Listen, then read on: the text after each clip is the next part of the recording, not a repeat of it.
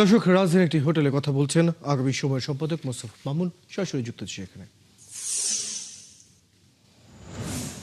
ভালো কিছু লেখা হয়নি বা হয়তো তার বিরুদ্ধে একটা রিপোর্ট গিয়েছে, তিনিও হাজির হন। আমি একটা ইন্টারেস্টিং গল্প বলি। বেশ কয়েক বছর আগে আমি এরকম একটা জায়গায় ছিলাম, তো আমাদের একটা অনুষ্ঠান ছিল, এরকম একটা অনুষ্ঠান সংবাদ মাধ্যমের। তো হঠাৎ করে দেখা গেল যে একজনের বিরুদ্ধে একটা রিপোর্ট ছাপা হয়েছে কয়েকদিন আগে। কিন্তু আমরা দেখলাম যে আমরা আশাও করিনি যে উনি আসবেন। দাওয়াত দেওয়া হয়েছিল আনুষ্ঠানিকতার জন্য, কিন্তু আমরা দেখলাম যে অনুষ্ঠানের দিন উনি এসে হাজির। তো তার ফলে যেটা হচ্ছে, বেশ একটা বিব্রতকর পরিস্থিতি আসলে তৈরি হলো, এবং সেখান থেকে ওনাকে আসলে সবচেয়ে বেশি সম্মান করা হলো। তো সেদিন আমি একটা শিক্ষা পেয়েছিলাম। শিক্ষাটা হচ্ছে যে আমাদের যারা বড় মানুষ তাদের আসলে অনেক সহনশীলতা দেখাতে হয়, এবং সংবাদপত্র আসলে সহনশীলতার পরীক্ষা নেয়। এবং আমার একটা দায়িত্ববোধ সেদিন তৈরি হয়েছিল যে আমরা যখন কোনো কিছু করি, কারো সম্পর্কে লিখি, তখন যেন তার সম্পর্কে আসলে তার প্রতি যেন জাস্টিস করা হয়, তাকেও যেন আসলে জিনিসটা তাকেও যেন ভালোবেসে করা হয়। তো আমি চাই আমার যে মিডিয়া আগামী সময়, সেটা আসলে তার জন্য হবে। কারো বিরুদ্ধে যদি রিপোর্ট ছাপা হয়, সেও মনে করবে এটা আমার পত্রিকা, আমার মাধ্যম। এই কারণে যে তার মনে এটা ফেয়ার জাস্টিস হয়েছে, আমাকে সংশোধনের জন্য করা হয়েছে, আমাকে শেষ করার জন্য নয়। এই গোটা জায়গা থেকে আসলে আমরা একটা মিডিয়া করতে চাই। আমাদের পত্রিকা আসলে বেরিয়ে গেছে, এখন আসলে আমরা কি করব না করবো বলা খুব দরকার নেই, কারণ আসলে পত্রিকা সেইং। তবে আমি বলতে পারি যে মাত্র শুরু হয়েছে, শুরুর দিকে আসলে খুব গোছালো থাকে না। আমরা শুধুমাত্র আমরা কি করতে চাই, যারা গ্লিমস দেখাতে পেরেছি, আমাদের ধরনের যে নতুনত্বের কথা বলছি, আমাদের যারা দেখেছেন আমাদের মেকআপ, সেটার মধ্যে একটা অন্যভাবে করার চেষ্টা আছে। তবে এর মধ্যে আমি একটা কথা খুব বলি, আমাদের কাগজটা শুরু হচ্ছে সবার উপরে একজন সাধারণ মানুষের কৃতিত্বের গল্প দিয়ে। তাকে আমরা ধন্যবাদ জানাচ্ছি আমাদের পক্ষ থেকে। তা আমি যেটা মনে করি, আগামী সময় আমাদের দেশে আমরা সোশ্যাল হিরো তৈরি করতে চাই। আমরা মনে করি যে সমাজে যে মানুষের অসাধারণ কাজ করার, সাধারণ মানুষের অসাধারণ কাজই বাংলাদেশকে এই জায়গায় নিয়ে আসছে।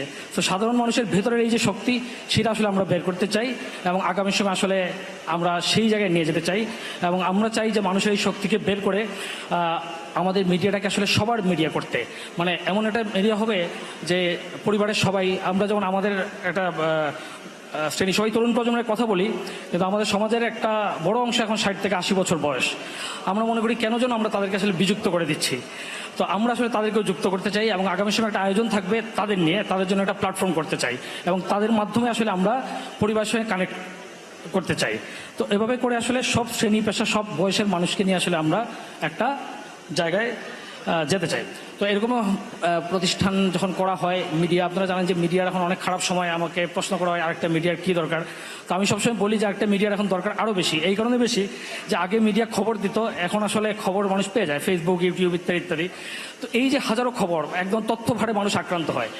সেই কারণে মিডিয়ার ভূমিকাটা আরও বেশি, কারণ আমরা তথ্যটা যাচাই করে দিই, বাছাই করে দিই। আগে আমরা খবর দিতাম, এখন আমরা খবর ফিল্টারিং কাজ করি।